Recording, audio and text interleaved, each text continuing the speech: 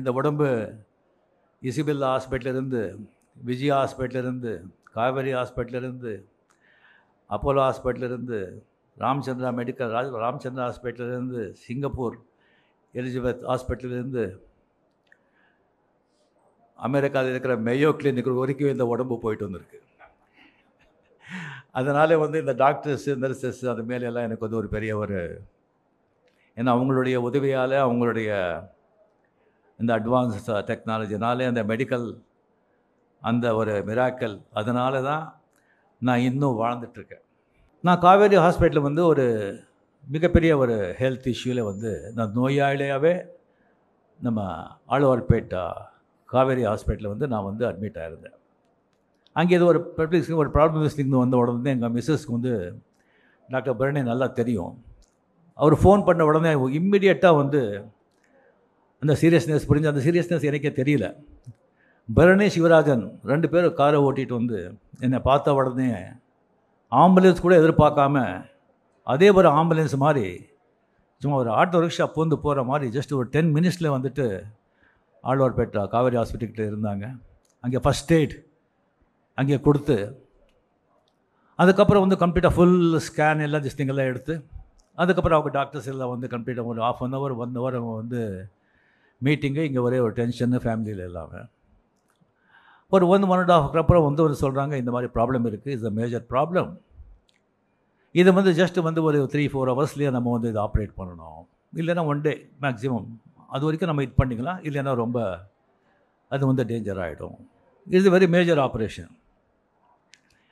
So இங்கே நம்ம பசங்க, நம்ம ஃபேமிலி நேச்சுரலி, இல்லைங்க இன்னும் பெரிய ஹாஸ்பிட்டல் இருக்குது, நம்ம அங்கே போகலாம், இங்கே போகலாம், இதுக்கு ஷார்ட்டேஜ் ஃப்ளைட் பண்ணிவிட்டு நம்ம ஃபாரினே கொண்டு போகலாம், அப்படியெல்லாம் அவங்க பேசுகிறாங்க.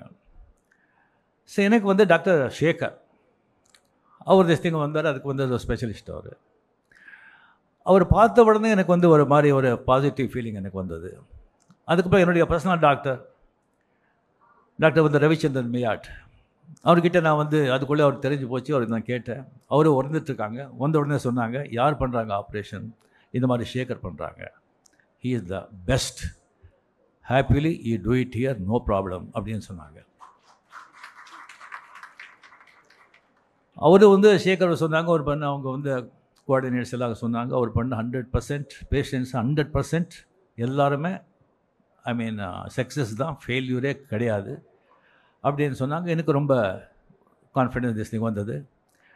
சரி, ஆப்ரேஷன் தியேட்டர் போகிறதுக்கு முன்னால் சேகர் சொன்னாங்க, 99% கேரண்டிங்க, 1% அப்படி இப்படின்னு சொன்னாங்க. இந்த 99% முடிஞ்சு போச்சு நமக்கு. இந்த 1% தான் நமக்கு மைண்டில் ஏறிடுச்சு. 1%ன்னு சொன்னால் இப்போ எப்படின்னு சொன்னால், ஒரு வீடு, ஒரு நல்ல பங்களா, நல்லா ஷேட்லேயர், நல்ல கிரானைட்டு, மார்பிள், நல்லா லட்ச கணக்கில் சோஃபா எல்லாம் போட்டு அருமையான வீடு.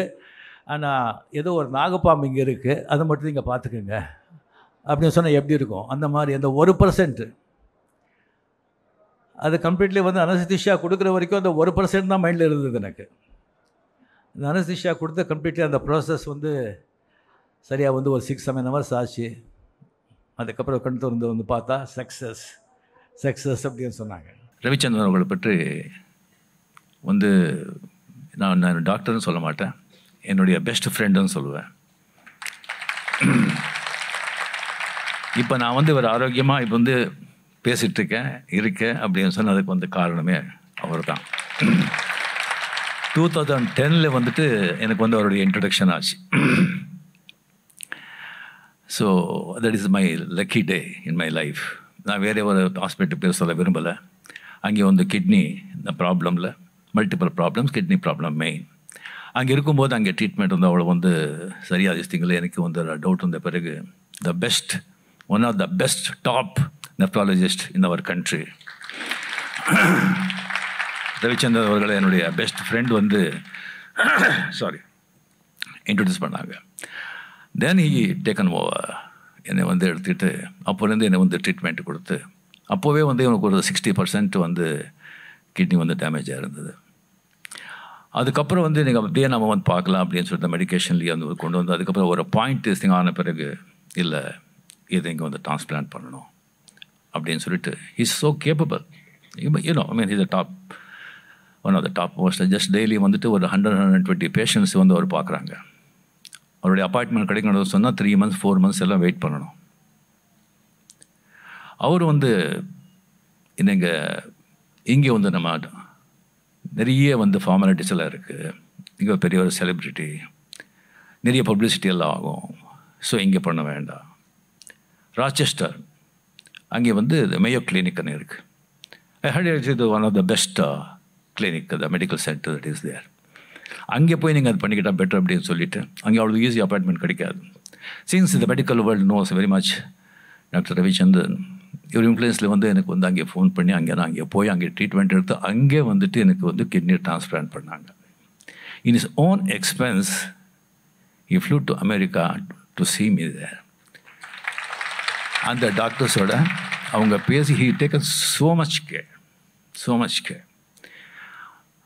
அது பண்ண பிறகு அதுக்கப்புறம் வந்துட்டு இப்போ ஒன்று எதுலேயும் கூட அவருடைய ட்ரீட்மெண்ட்டை வந்துட்டு கொஞ்சம் எப்படி இருக்கும்னு சொன்னால், எப்போவும் வந்து மருந்தில் வந்து கொஞ்சம் தேன் ஸ்வீட் கலப்பி கொடுத்து பண்ணணும் அப்படியெல்லாம் அவர்கிட்ட இருக்காது. பிளண்ட் ஸ்ட்ரைட், இதுதான் இப்படி தான் இப்படி பண்ணால் இப்படி இருக்கும், இப்படி தான் இப்படி ஆகாது, அவ்வளோதான், கட் அண்ட் ரைட். அதில் இதே கிடையாது. பிபி பார்க்கறது கூட உட்காரு, எந்திரி, படுத்துக்கோ அப்படின்னு. ஸோ கம்ப்ளீட்லி ஐ வாஸ் நல்ல திஸ் ஆகும்போது எனக்கு வந்து ஒரு பெரிய ஒரு பரீட்சைன்னு சொல்லலாம். பாலிட்டிக்ஸ் நான் வந்து என்ட்ரு ஆகணும் அப்படின்னு சொல்லிட்டு இதாகும்போது அன்எக்ஸ்பெக்டட்லி யூனோ த கொரோனா வந்துடுச்சு. நான் வந்து இம்யூனோ சப்ரசன்ட் மெடிசன் சாப்பிட்டுட்ருக்கேன். கொரோனா வந்து செகண்ட் வேவ் ஸ்டார்ட் ஆகிடுச்சு. நான் பாலிட்டிக்ஸ் கமிட் ஆகிட்டேன், பின்னாலே போக முடியாது. இந்த விஷயத்தையும் சொல்லக்கூடாது. நான் டாக்டர்கிட்ட நான் சொன்னேன், இல்லைங்க செகண்ட் வேவே வந்துட்டுருக்கு. ஆஸ் எ டாக்டர் நீங்கள் பொலிட்டிக்கல் பார்ட்டி ஸ்டார்ட் பண்ணுறது இது பண்ணுறது I can't interfere in that. But as a doctor நீங்கள் வந்து இந்த கேம்பெயினிங் போகிறது, பப்ளிக்கை மீட் பண்ணுறது, அதெல்லாம் சேவ் பண்ணக்கூடாது. செகண்ட் வேவ் வந்துட்டுருக்கு. செகண்ட் வேவ் ஜெர்மன், இங்கிலாந்து அங்கெல்லாம் ஸ்டார்ட் ஆகிடுச்சு. அங்கெல்லாம் இங்கே வந்து எப்படி வந்து எலெக்ஷன் வந்து வச்சுக்கிறாங்க. So as a doctor, as a personal doctor, definitely I won't allow you for camp. If at all நீங்கள் அப்படி போகணும்னு சொன்னால் 10 feet தள்ளி தான் போகணும். கேம்பெயின் திசைங்களாக போகும்போது மாஸ்க் போட்டு தான் போகணும், மாஸ்க் எடுக்கவே கூடாது. These are all the restrictions. நான் வேன் ஏறினாலே ஃபஸ்ட்டு மாஸ்க் எடுன்னு சொல்லுவாங்க. கூட்டம் வந்து 10 அடியில் சான்ஸே கிடையாது. எப்படி செய்ய முடியும்? இது எப்படி தான் வெளியே சொல்கிறது? சொன்னால் நம்ம பயந்துட்டாங்க பாலிட்டிக்ஸ்க்கு. ஒரு வாட்டி முன்னாலே போன ரெப்புடேஷன் என்ன ஆகும், இப்படியெல்லாம் எனக்கு வந்து பயமுறுத்து. டாக்டர்கிட்ட சொன்னேன், அதுக்கெல்லாம் வந்து நீங்கள் வந்து பயப்பட வேண்டாம், நீங்கள் சொல்லுங்கள், எங்கே எந்த மீடியா கூப்பிடுங்க, நான் வந்து சொல்கிறேன். ஓகே ஃபேன்ஸ் அவங்கள கூப்பிடுங்க, நான் சொல்கிறேன். ஃபேக்ட், ஹெல்த், இதுக்கு ஒன்றும் பயப்படாம ஒன்றும் பொய் சொல்லலை. அதுக்கப்புறம் தான் நான் ஓப்பனாக வந்து நான் பாலிட்டிக்ஸ் வரலன்னு சொல்லி இந்த ரீசன் நான் சொன்னேன். That is doctor Ravichandran. So இப்போ உப்பை பற்றி எதாவது இப்போ சொன்னேன், நிறைய பேசக்கூடாது, எல்லாம் பேசிட்டாங்க. ஹெல்த் பற்றி எல்லாம் என்னுடைய பர்சனல் எக்ஸ்பீரியன்ஸ் அது வந்து நான் சொல்கிறேன், ஒன்றும் இல்லை. ஃபர்ஸ்ட் ஆஃப் ஆல் வந்து நீங்கள் பார்த்தீங்கன்னு சொன்னால் அந்த உப்பு இப்போது வந்து நிறைய நீங்கள் வந்து சரக்கு போட்டால், சரக்குன்னா உங்களுக்கு இந்த பேர் புரியாது,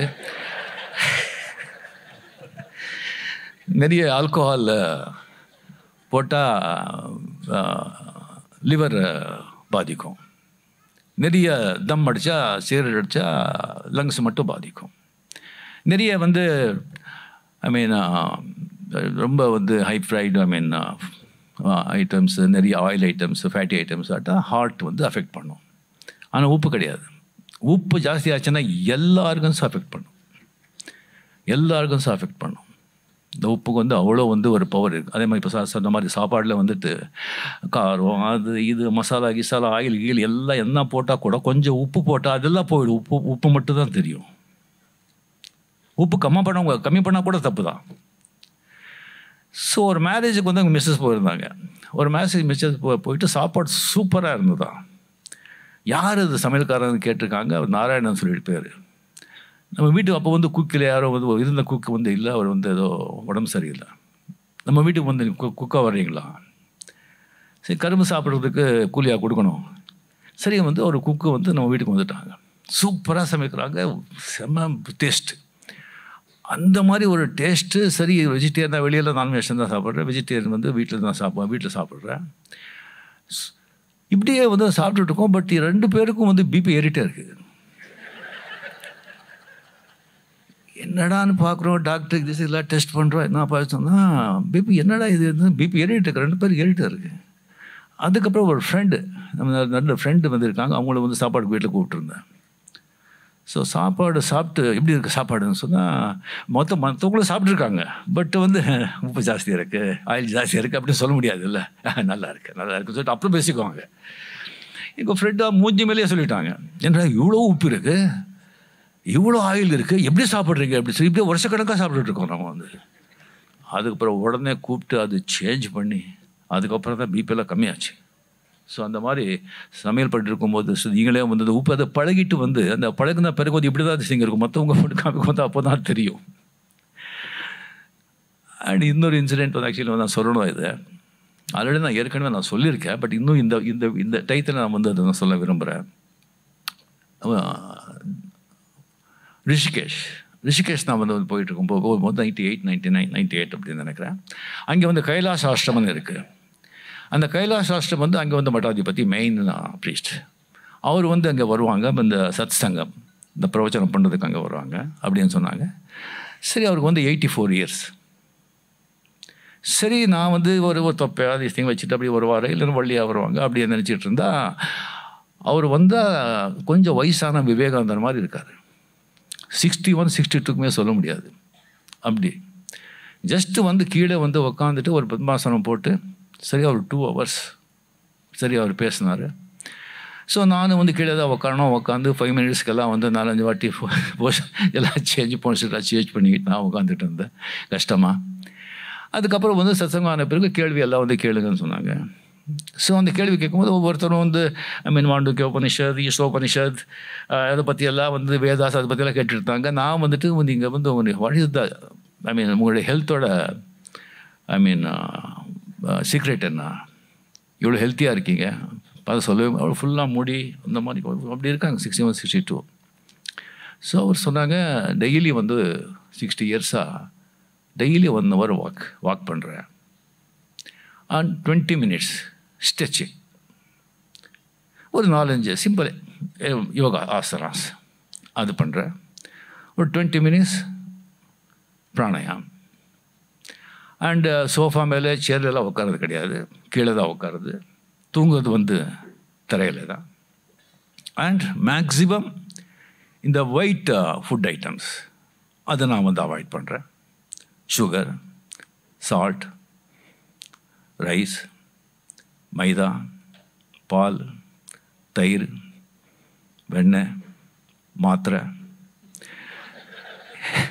இதெல்லாம் நான் வந்து அவாய்ட் பண்ணுறேன். அண்ட் குரு மந்திரம், இந்த குரு மந்திரம் வந்து எப்பவும் ஜபிச்சுக்கிட்டு இருப்பேன். ஏதாவது எண்ணங்கள் வந்தால் அந்த குரு மந்திரம் அதை வந்து ஆட் பண்ணிடுறேன். அந்த எண்ணங்கள் சேர பண்டல் ஆஃப் எண்ணங்கள் தான், bundle of thoughts, that is மனசு, அதான் மனசு. ஸோ எண்ணங்கள் நல்லா இருந்தால் தான் மனசு நல்லா இருக்கும், மனசு நல்லா இருந்தால் தான் வாழ்க்கை நல்லா இருக்கும். ஸோ இந்த ஹியூமன் பாடி அது பார்க்கும்போது வாட் எ மெக்கானிசம், என்ன மெக்கானிசம் அந்த சூப்பர் மெக்கானிக் பண்ணியிருக்கிறது. என்ன ஒரு ஒன்றும் கிடையாது, ரொம்ப சிம்பிள். ஜஸ்ட் இந்த கை வந்துட்டு லப்டப்னு சொல்லி ஒரு 2 hours கண்டினியூஸாக பண்ணுங்க, அவ்வளோதான். 2 நாளைக்கு வந்து ஒன்றும் பண்ண முடியாது, எடுக்க முடியாது. பிறந்ததுலேருந்து 70 வயசு 80 வயசு வரைக்கும் லேப்டாப் அடிச்சுட்டே இருக்கு. இத்தனை பேருக்கு யார் ஒருத்தரால் அந்த ஒரு மிஷின் பண்ண முடியுமா? 10 வருஷம் 15 வருஷம் கூட தாங்காது. என்ன மெக்கானிசம். பிளட் உடம்புல பசி வச்சான் ஆண்டவன். அந்த பசிக்கு ருசியான சாப்பாடு வச்சான், அப்போ தான் சாப்பிடுவா அப்படின்னு சொல்லி அதை வந்து அந்த நியூட்ரிஷன் பிளட்டெல்லாம் வந்து மாற்றி அதனால் வந்து அதுக்கு வந்து அதுக்கு தேவையான இன்க்ரீடியன்ட்ஸ் எல்லாம் நியூட்ரான்ஸ், ப்ரோட்டான்ஸ், எலக்ட்ரான் எல்லாமே கம்ப்ளீட்டாக வந்து அதில் வந்து சேர்த்தான். இத்தனை சயின்டிஸ்ட், இத்தனை ரிசர்ச் சென்டர்ஸ் இவ்வளோ பெருசாக போகிறாங்க. ஒரு ட்ராப்பு பிளட் நம்மளால் பண்ண முடியுமா? பண்ண முடியாது. இதெல்லாம் தெரிஞ்சிருந்தும் சில பேர் கடவுள் இல்லைன்னு சொல்கிறாங்க. அதை பார்த்தா சிரிக்கிறதா அழகிறதா தெரியாது. நான் இப்போ வந்து 73 வயசு நடந்தாலும் இப்போ வந்து நான் ஒரு ஆரோக்கியமாக நரிசிங் இருக்கிற காரணம் சொன்னாலே அது என்னுடைய மிஸ்ஸஸ் தான்.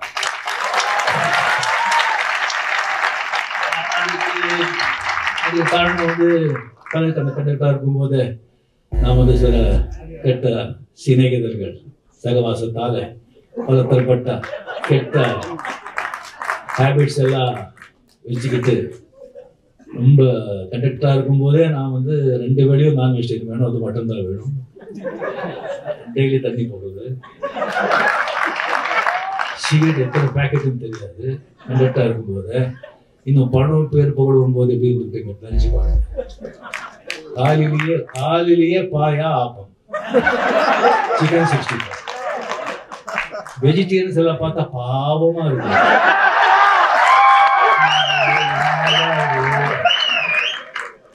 ஆடு மாடு மேய்க்கிறது இது எப்படி சாப்பிடுறாங்க அப்படின்னு சொல்லி. ஸோ அந்த மாதிரி திங்கிறது ஆக்சுவலா இந்த ட்ரிங்க்ஸு, சிகரெட்டு, நான் வெஜிடேரியன், இது 3 ரொம்ப டெட்லி காம்பினேஷன். இது அளவுக்கு மீறி தொடர்ந்து பல வருஷங்கள் சாப்பிட்டவங்க, சிகரெட் சாப்பிட்டவங்க, ட்ரிங்க்ஸ் வந்து 3 செஞ்சவங்க யாருமே எனக்கு தெரிஞ்சு 60 வயசு வரைக்கும் ஆரோக்கியமாக வாழ்ந்ததே கிடையாது. அதுக்குள்ளேயே போட்டாங்க. 60 வயசுக்கு மேலே வாழ்றாங்க, பெட்ல படுத்து தான் வாழ்றாங்க, நடமாட. இது நிறைய பேர் உதாரணம் சொல்லலாம், என்னால் வாய் சொல்ல வேண்டாம்னு சொல்றேன். அந்த மாதிரி இருந்த அந்த அண்ணன் அன்பாலேயே வந்து மாத்திரவங்க தான். இந்த மாதிரி ஹேபிட்ஸ் எல்லாம் வந்து என்ன சொன்னா கூட விட முடியாது, இருக்க முடியாது. அது அவளோட அன்பா அதை எப்படி மாற்றி அந்த ஸ்டீம் அதை கொண்டு வந்து கரெக்டான மருத்துவர்கள் வந்து அறிமுகப்படுத்தி அவங்களால சொல்ல வச்சு ஒரு டிசிப்ளின் கொண்டு வந்து என்னை வந்து சேஞ்ச் பண்ணதே அவங்க தான். நீங்கள் படம் பார்த்தாலும் உங்களுக்கு தெரியும், மேரேஜுக்கு முன்னாலே இருந்த மேரேஜ் அப்புறம் எப்படி இருக்குன்னு. ஸோ அதுக்காகவும் நான் வந்துட்டு வைஜயமர்களுக்கு வந்து நன்றியை சொல்லி இந்த பாதுகேஷன் டிராமா மிகப்பெரிய வெற்றி அடையும்.